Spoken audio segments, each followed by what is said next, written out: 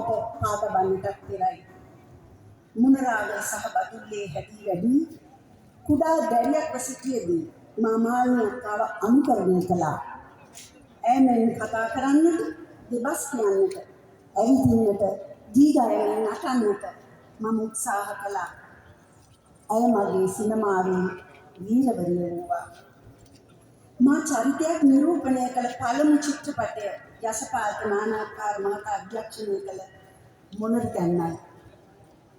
එහිදී ලෝක පූජිත මේ අග්‍රගණ්‍ය රංගන ශිල්පිනිය සමග ඇයගේ නිහිලිය ලෙස මුළු චිත්‍රපටය පුරාම එකට රඟපාන්නට මා භාග්‍ය ලැබුවා. එවකට මම අතිශය ආධුනික නවක නිලියක කියන්නටවත් අත්දැකීමක් නැති ගම්බද කෙල්ලක්.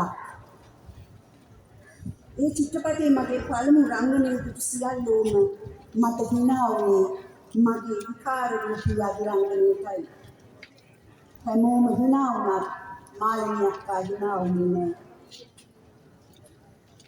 ඇය මාව පැත්තකට අරගෙන හිමින් සැරේ කියා දුන්නා.